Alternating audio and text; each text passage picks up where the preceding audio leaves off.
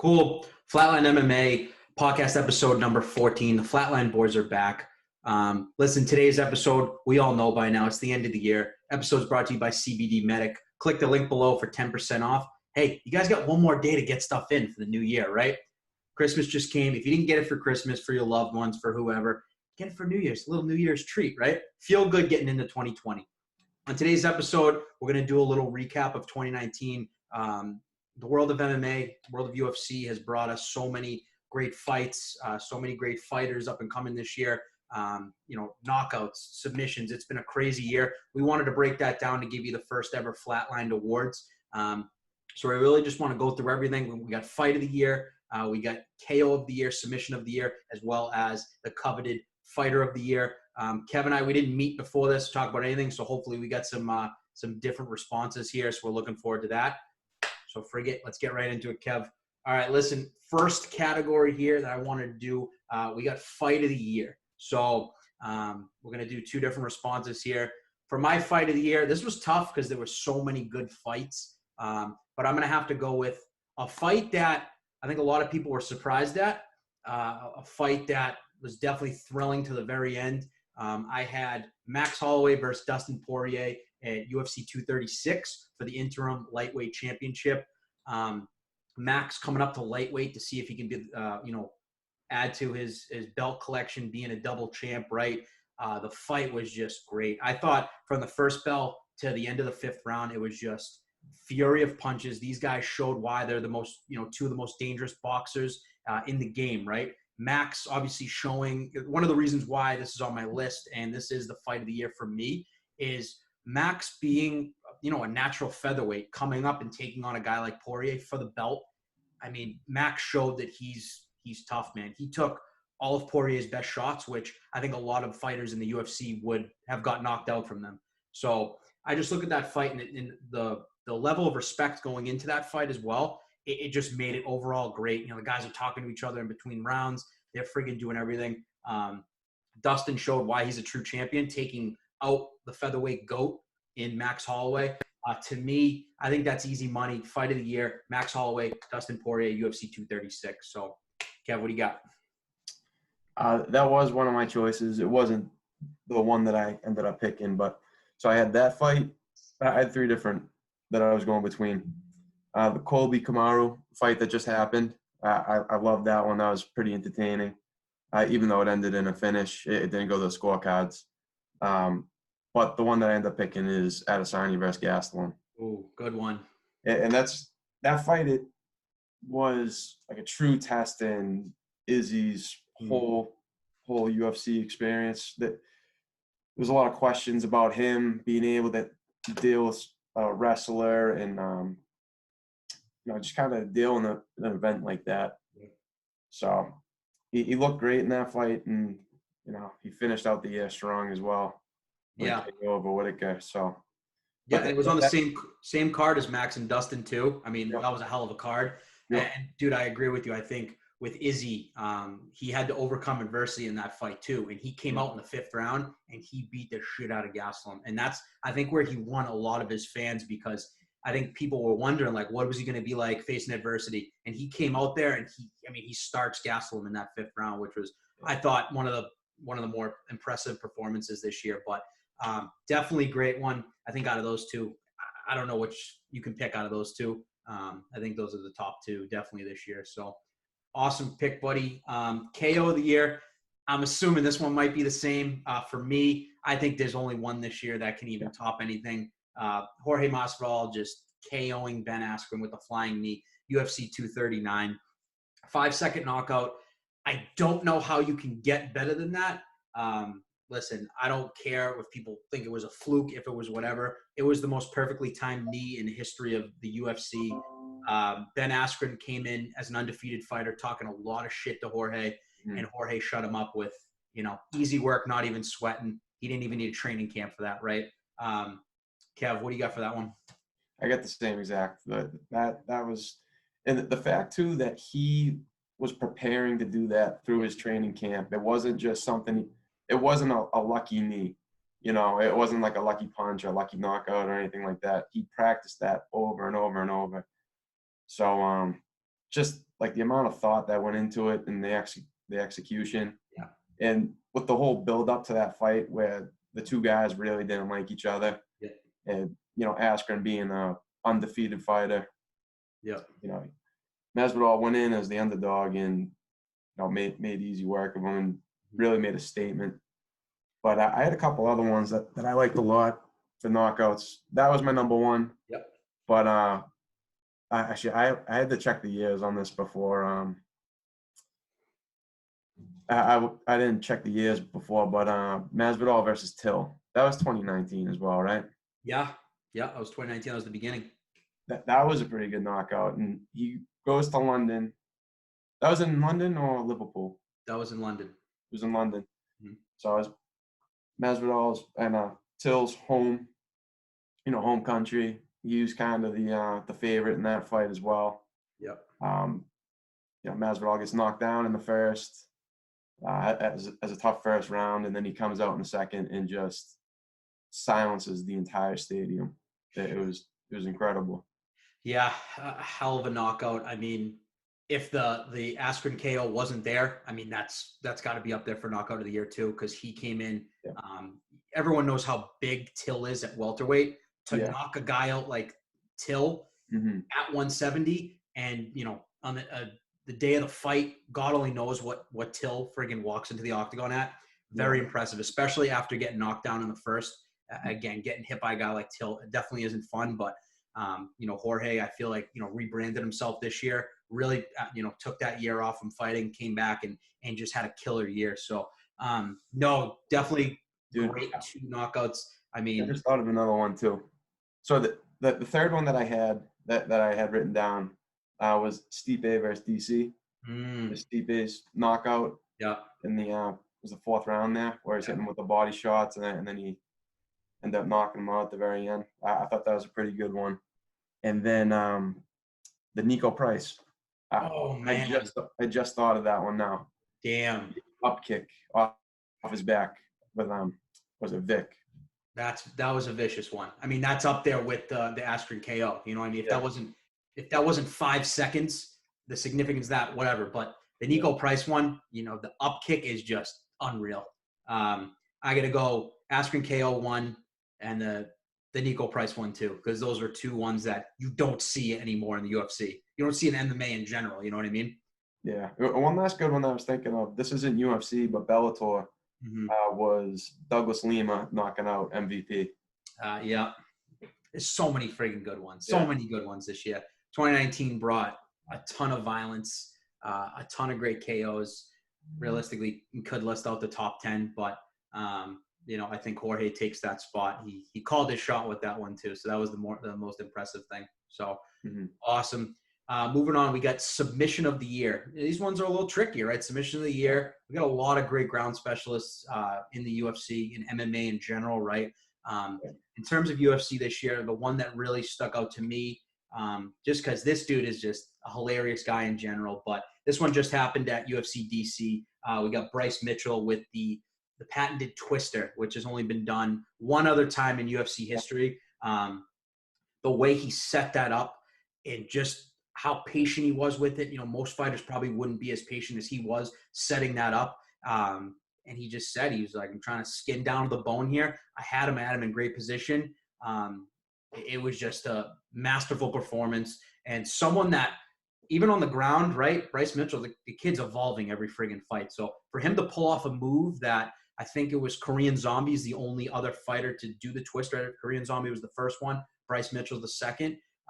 Really impressive from a guy that young too. Bryce Mitchell's a young guy, up and comer. You know, his only loss is on the Ultimate Fighter, so he really is undefeated.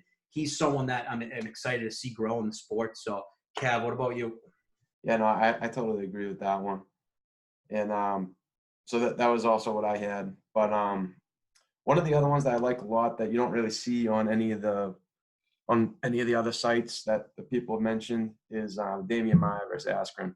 Yep. Even though it was a pretty basic rear naked choke, it was nothing flashy.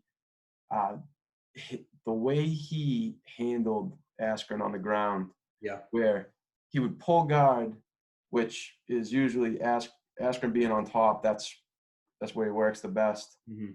So he was openly going into that position, reversing him, and then, finishing him. I think that was pretty impressive to do that against the caliber of opponent, like Askren.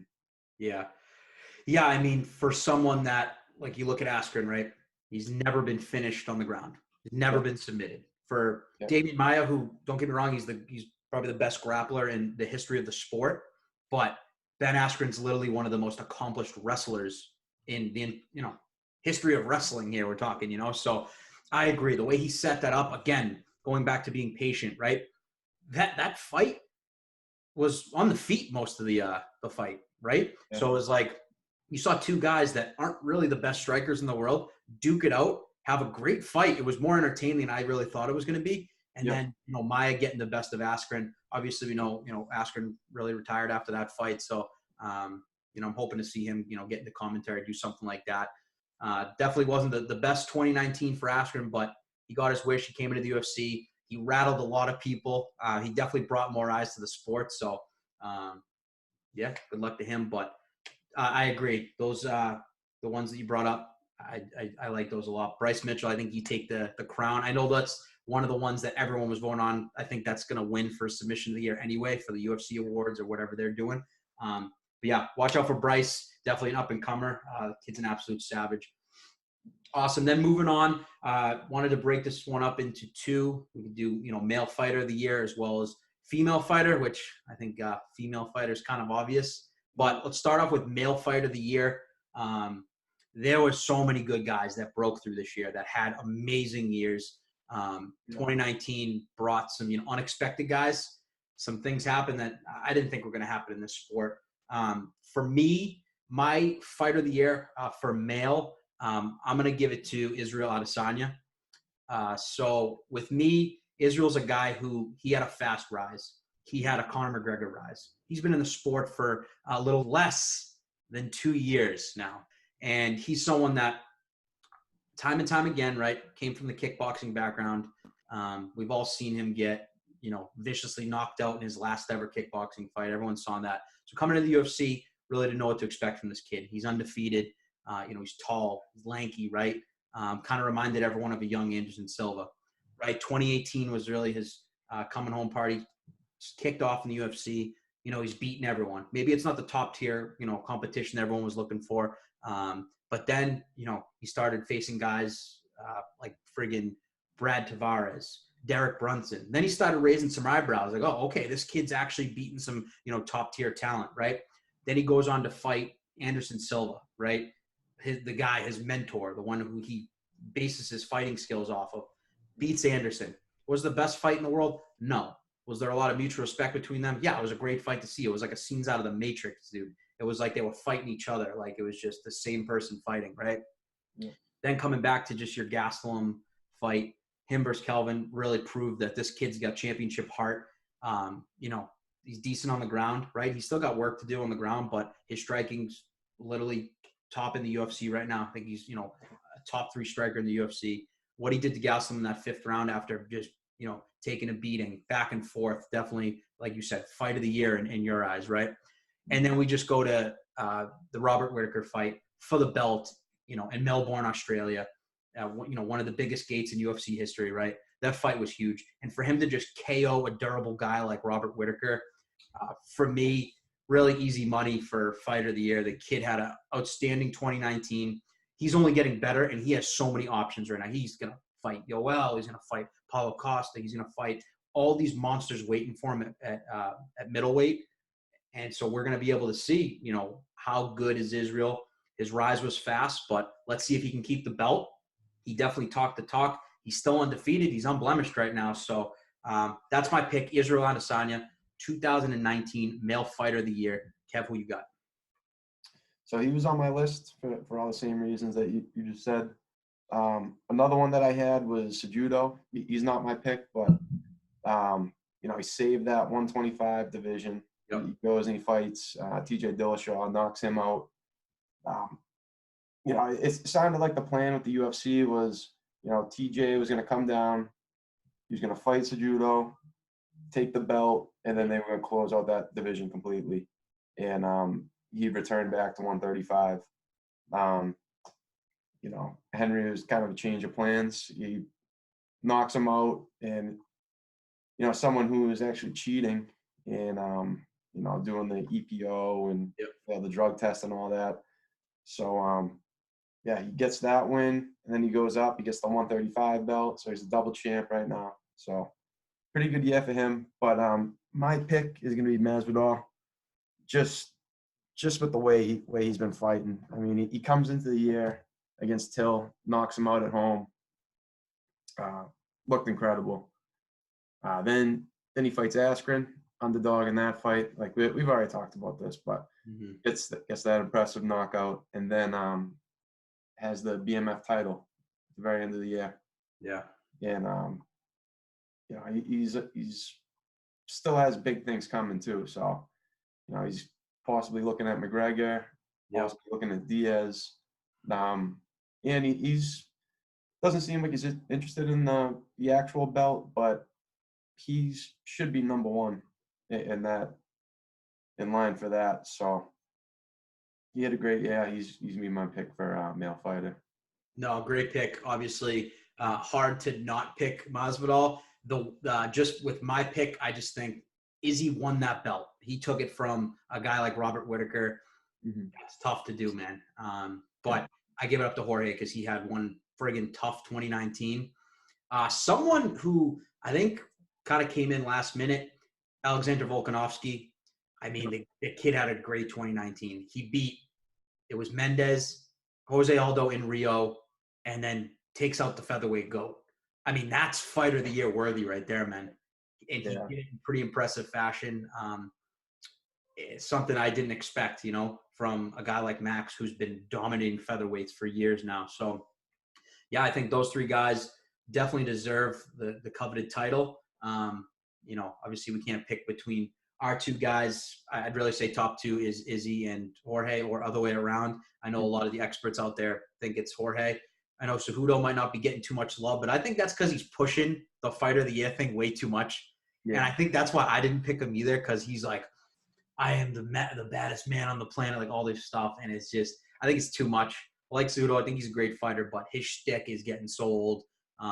We'll see what he does in 2020, because, I mean, he's got nothing lined up right now. Obviously, he can kind of pick and choose. He just got the flyweight title stripped from him, or as he said, he just vacated it because he didn't need it anymore. So we'll see what he can do in the bantamweight division now. He took out one killer. I'm looking forward to see what he can do. All three of these guys, Izzy, I'm hoping for an exciting 2020. He's got a bunch of different options. Jorge, like you said, I mean, he got a chance to fight McGregor, get that big money fight. I don't think he's too interested in belts right now. I think he's interested in just the money fights. And then you got a guy like Volkanovski who's, looking for that 145 rematch. I know Korean Zombie called him out. Like he's got a tough road ahead too. So we'll see, how long these guys can keep their belts. And I'm kind of curious to see what they do with the BMF belt with Jorge, to be honest. I wonder if he does fight Conor, is that going to be up to the line, like stuff like that? Because I know I would like to see that be a defendable belt. I think that would be awesome. You know what I mean? Yeah, it'd be kind of funny, but I don't know. Well, we'll see, I guess. I think it was kind of like a one-time thing. Yeah. But I guess we'll see. I mean, Conor can make anything happen. Seriously, right? And then I think we all know for female fighter of the year, I think it's kind of obvious, Amanda Nunes, unless you got a different opinion on that.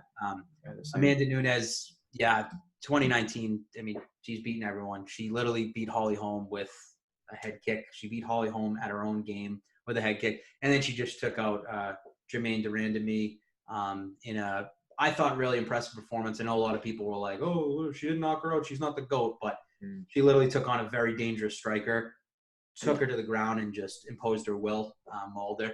So she's the female fighter of the year. Any other opinion on that, Kev? No, and right before the new year, she beats Cyborg. I mean, I know that was last year, but it was literally right before the new year she went and did that. So yeah, I even count that. I mean, that's what made her the GOAT right there. And then if you look too, it's like you look at her. Like 2016, December 30th, she KOs Ronda. And then she went on that run, beat Valentina, beat Raquel, beat Mm-hmm. Cyborg Holly, and then Jermaine Durand to me, which is insane. So cool. Congrats to all of the winners this year.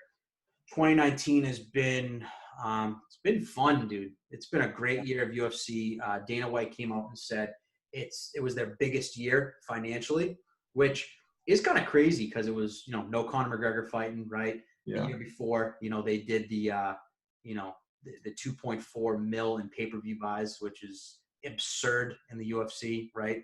The record before that was 1.6. So curious to see, you know, that's definitely going to light a fire under McGregor's ass. I don't think he wants to hear that, but yeah, no, 2019 brought us a ton of just great fighters, great fights, great KOs, great submissions. And then just really looking forward to 2020 here. Just wanted to do a quick kind of preview.